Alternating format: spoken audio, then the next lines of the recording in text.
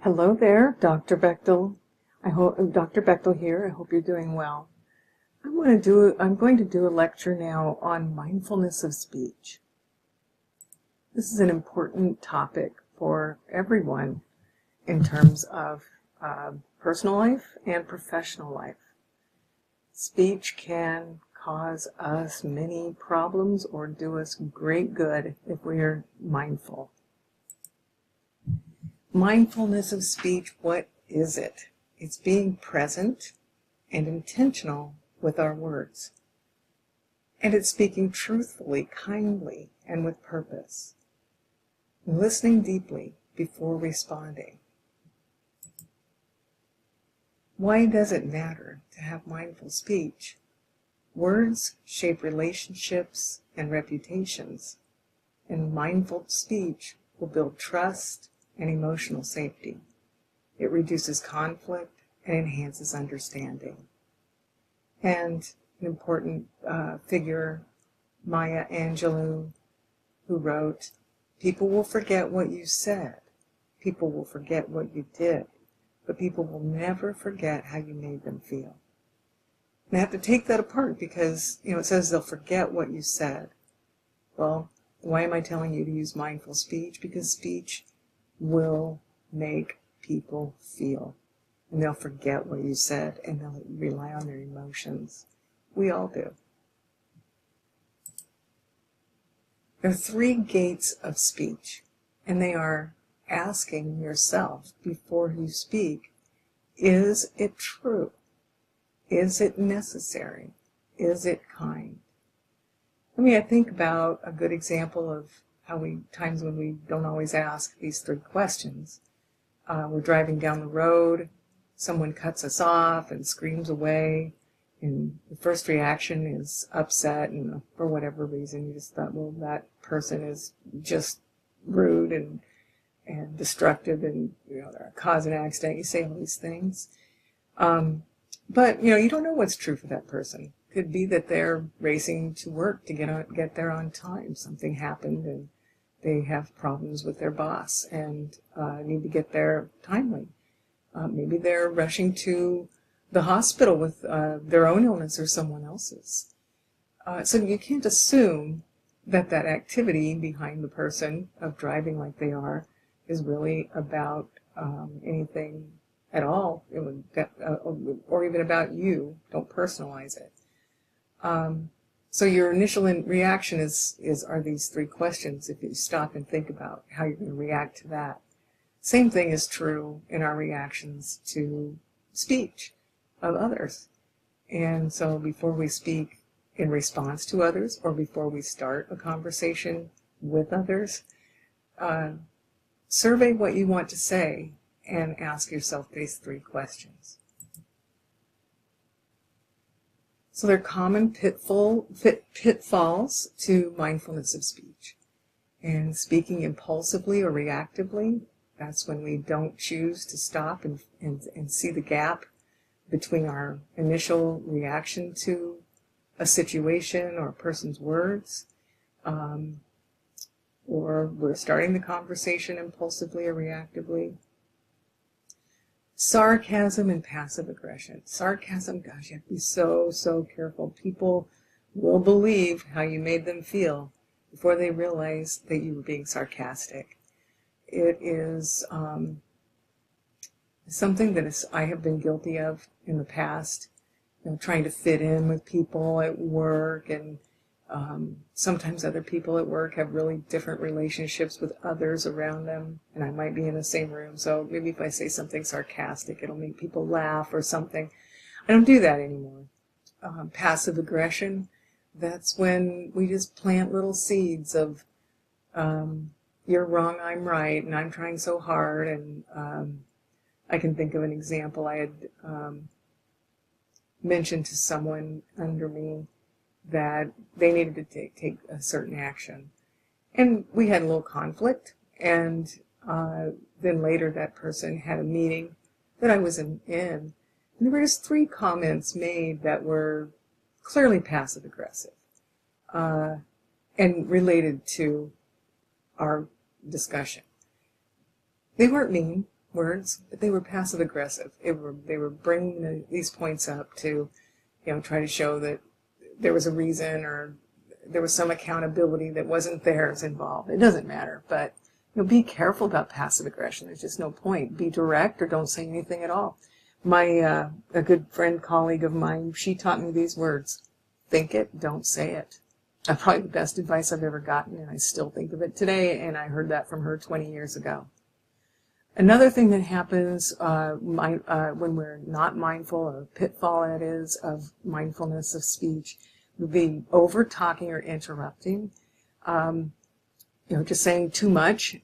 We can have a tendency to ramble. Sometimes I am guilty of this, over-talking, telling more of the story before I get to the question, that sort of thing.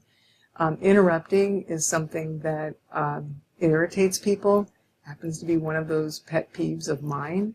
Being interrupted, not being able to complete what I'm saying. Maybe I was over-talking, but it's still, or maybe I wasn't, but it's frustrating when you're trying to say something. Everyone's talking around you, but you had the floor one moment, but they interrupted you. This happens a lot, to be honest with you, I think, in my experiences here. Where I live, a lot of people interrupt. I don't think it's cultural. I think it's just the way the world is now.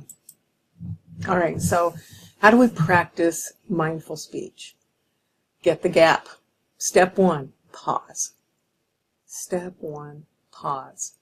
Don't reply. If it's a good situation, no matter what the conversation, no matter what the tone of the conversation. When we stop and we pause, we get that chance to gather our thoughts, bring in our executive skills that we're so good at, and then respond. When we respond, there was a long time, for a long time I always thought we were supposed to say we. And I finally looked at some research on that, and it's I statements that express your feelings. So we can come across as passive-aggressive, for example. If I try to explain my feelings in a we fashion, we give a lot more power to our statements when we use I statements. So don't be afraid to do that. Match your tone to your intention. So intention, why am I having this conversation? Why do I need to speak these words? Is my intention to clarify a situation? Is my intention to express appreciation or gratitude? Whatever it is, I need to match my tone to that, or I don't sound authentic and people won't believe what I'm saying. Embrace silence when it's needed. I cannot overstate how essential of a skill this is. It will protect you. It will protect others. Embrace the silence. Sometimes there's just quiet. And sometimes I've talked to someone, and it's been in conflict. I particularly noticed this, that sometimes a person will just go silent, and I have to just accept that that person's silent. They don't have anything to say to me about this. Those conversations are hard to conclude under those circumstances. But silence is okay. Silence is a beautiful thing, to be honest with you. Gives everybody a minute to protect themselves and others from what might be difficult. Mindful listening. So listening is, if we're listening mindfully, we're able to speak mindfully. So listening is step 1. Listen to understand.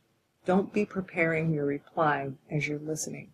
When you are listening for the words so that you're clear about them, you can reply. Otherwise, you're not clear, you might reply with a question for clarity. So if you're not replying with a with a question for clarity, perhaps you'll want to reflect what you hear. This I've done a lot. It's very helpful in meetings, especially, or in times of just general conversations where projects are being talked about with one-on-one or in a group. And it's particularly helpful in conflict resolution situations. It's been particularly helpful for me in the group context. I will start out with what I'm hearing is, and ... and I'll complete that sentence with what I'm hearing. And it allows us the chance to validate. I have a chance to validate my emotions during that moment of what I'm hearing is. It allows me to validate what I'm hearing before I go and offer advice or solutions. So mindful listening is a form of mindful speaking because you get to listen to understand, express an understanding of what you heard, and you can validate your own emotions before solving. Real-world applications of mindfulness of speech include coaching and mentoring situations, like I mentioned earlier, conflict resolution. It's extremely valuable to me as a teacher and a facilitator of learning. And then everyday conversations. Because we're at work or because we're in an environment outside of home, we need to practice this everywhere to be authentic. So I want to tell you a story, a metaphor. The feather pillow metaphor. And the feather pillow metaphor beautifully illustrates how gossip can spread and cause harm. Imagine a feather pillow filled to the brim with soft, light feathers, symbolizing the secrets and rumors we all share. We each have our own information in us that's for us. When you rip the pillow open, feathers will scatter everywhere, floating aimlessly in the air. And similarly, when gossip is unleashed, it spreads rapidly, often out of control, and reaches places and people it was never meant to. Just as you can't easily gather all those scattered feathers back into the pillow, once gossip is out, it's nearly impossible to reel it in. The damage is done, trust can be broken, relationships can be strained, and reputations tarnished. So, in essence, this metaphor serves as a reminder to think twice before sharing lighthearted whispers, even if it may be true, as what might seem harmless can have far-reaching consequences. It's always better to keep the pillow intact, preserving that trust and kindness that people deserve. So we'll look at an example, and this is primarily about gossip. So once upon a time, in a bustling office called Brightview Solutions, there worked two colleagues, Clara and Martha. Clara was known for her vibrant personality and knack for lifting everyone's spirits, while Martha was a diligent worker, always focused on her tasks. And they often shared lunch breaks, they exchanged stories and laughter, and they kept their conversations light and friendly. One day, however, during a particularly hectic week, Martha confided in Clara about her struggles with a project presentation. She told her, "I'm really worried my ideas won't resonate with the team," her brow furrowed with concern. And Clara, wanting to support her friend, promised, "I won't say a word, Martha. You've got this. You can do it." But as the days passed, Clara's desire to help her friend began to morph. And during a coffee break with other colleagues, she found herself sharing snippets of Martha's anxiousness, albeit without revealing the specifics. And then, she said, "Have you heard? Martha seems a bit lost on her presentation," she said with a wink, just trying to keep the mood light. What Clara didn't realize was how quickly her words could spread. By the end of the day, the whispers had glided through the open offices like feathers caught in a breeze. And you hear words like, "Did you know Martha's struggling?" While others added their own spins. "I heard she's completely unprepared." Oof. The next day, Clara noticed a change in Martha's demeanor, and her usual focus was replaced by distraction and distress. Clara tried to engage her, but Martha was standoffish, avoiding eye contact. Finally, after a tense silence during lunch, Martha said, "I'm really hurt by what's been said, Clara. I thought I could trust you." Clara's heart sank. "What do you mean?" she asked, genuinely perplexed. And Martha explained how her private worries had become fodder for gossip. "You didn't just share my concerns, you created a narrative that spiraled out of control. In that moment, Clara understood the gravity of her careless words. It was as if a feather pillow had burst open, scattering delicate feathers everywhere. Impossible to gather back. She realized then the damage was done.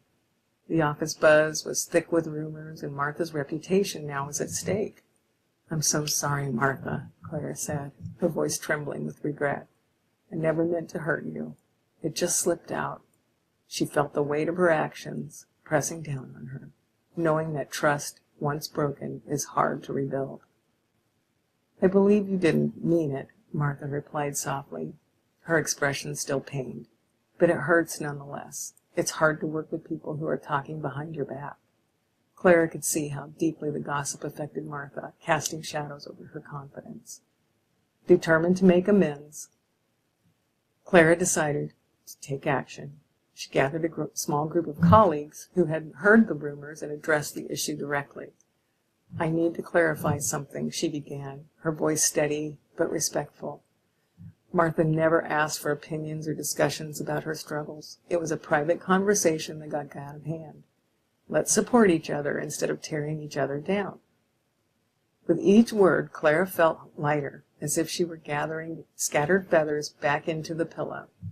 The colleagues nodded, acknowledging the mistake and understanding the importance of compassion and discretion in the workplace. Later that day, Clara approached Martha for a heartfelt conversation. "I want to do better, and I want to support you," she said. "I can't undo the past, but I hope we can move forward together." Martha smiled, the ice beginning to thaw.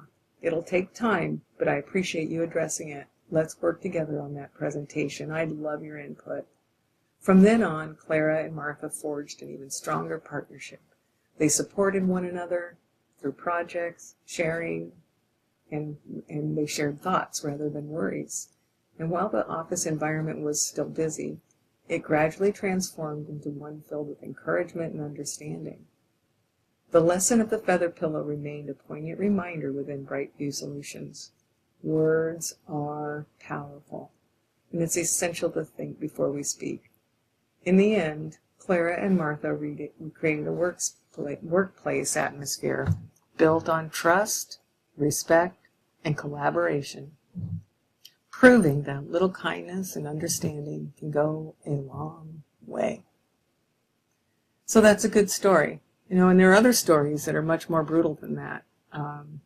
Humiliation, rituals, gaslighting, that sort of thing that happen. Not like Clara said she was trying to be a helpful friend or whatever. She shared what she shouldn't have shared. But at the same time, there are situations where it's intentional and can be very, very harmful. I guess if there's a rule of thumb besides the feather pillow is think it, don't say it. And the other one would be the important rule that it's none of your business. It's none of anybody else's business. And I think more than anything, I'm going to share it right here. Don't tell anybody at work anything personal about you. Keep that stuff to a minimum. Loose lips sink ships. It'll get in the wrong hands. And there are people out there who like to harm others with words. If you ever get into one of those situations, look me up. Right, enough about that. So, a reflection prompt you might think about now. When was the last time your words made a positive impact? And write down an intention for how you'll speak more mindfully this week. And some words of wisdom: speak only if it improves the silence. That's from Mahatma Gandhi. And so, in final thought from me, let your words be a gift, not a weapon.